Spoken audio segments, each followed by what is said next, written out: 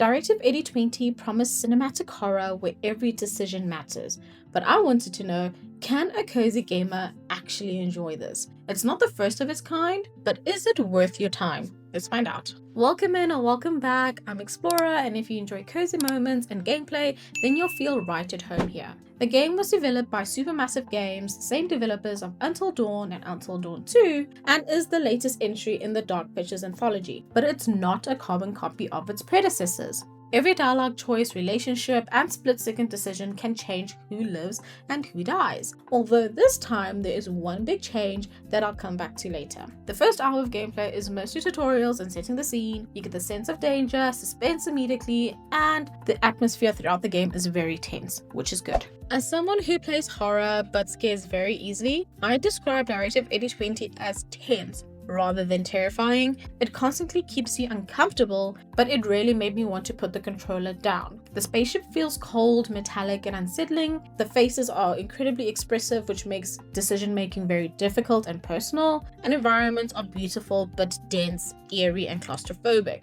The audio design does a lot of the heavy lifting. You're on high alert most of the time, and you're on the lookout for strange noises, weird creaks, and footsteps that might not sound entirely human. But there's very little music, it's just environmental cues, sounds, and the character's dialogue. One thing I will point out is that I do think the lighting design could have been a little bit better. The use of shadows and light casting wasn't as impactful as in Until Dawn, but it was still well done. If horror games usually overwhelm you, Directive 8020 eases you in. You're spending far more time making decisions, exploring, sneaking around than you are fighting monsters, which is perfect for gamers who prefer story-rich games, cozy gamers seeking a thrill such as myself, or gamers just new to the horror genre. So if you're looking for an Alien Isolation or Dead Space survival horror moment, then you're going to be disappointed. But if you just want a casual gaming night with a little thrill, then you're in luck. The gameplay mechanics revolve mainly around quick time events, dialogue choices, and a lot of stealth sequences. The main goal of these games isn't skill,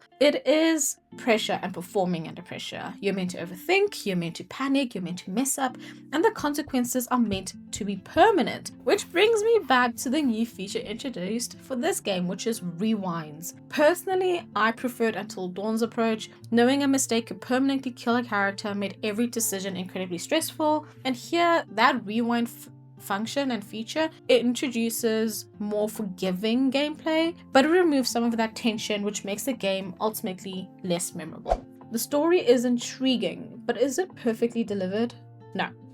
You find clues and voice recordings scattered around the environments, but I was left wondering why this all matters. The game doesn't really create reason to care about finding all of these clues. I'm not sure how they all fit together, and we're also not given a really good reason to care about the crew members as well. We're not given a chance to know any of the crew members, understand their personalities, their minds, their motives, their reasoning before they're in danger, and by then, although I was curious to see how it all turned out or what the big mystery was, I wasn't emotionally invested in their stories or their outcome, which for me kind of defeats the point. A single playthrough takes about 8 to 10 hours depending on your exploration and your playstyle. Performance on the PlayStation 5 is solid as you would expect. It looks great, stunning visuals, and no major technical issues. Replayability is high, as with games of this nature. You can try out different runs to try and save everyone, or try and get the worst possible ending, or unlock all the endings, or go for a full clue completion. And each run will unlock different outcomes, and the rewind function or the decision trees mean you get to start at a particular point instead of having to start right at the beginning.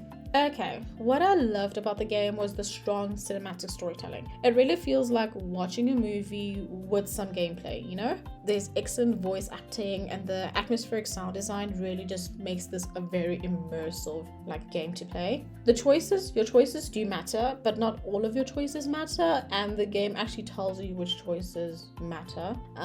So quick time events actually matter more, I would say. Well, that was my experience playing it. And that was one of the things that actually disappointed me, the over-reliance on the quick time events more so than your choices. And you're in stealth sequences a lot more than I expected from a cinematic game. It honestly became a little bit tiresome towards the end. There's limited gameplay depth, and also the pacing just feels very slow at times. The danger is introduced fairly quickly, but a few of the chapters in the middle do feel like fillers, and it just slows down the game in general. I do think it could have been 2 to 3 hours shorter. So could cozy gamers actually enjoy Directive 8020? I say yes. Although it is tense and atmospheric, the game is mostly story driven and is very forgiving. So someone who spends their evenings enjoying low stress gameplay can actually get into it and not feel overwhelmed by mechanics. It isn't the scariest game I've ever played, it's far from it, and I think I can confidently recommend this as a first step into the genre. So if you're a horror fan looking for the next Alien Isolation, this probably isn't it. But if you're a cozy gamer who wants to try horror without being constantly chased or overwhelmed, Directive 8020 is one of the easiest entry points I've played. And aren't you a little curious to see if you could keep everyone alive until the end?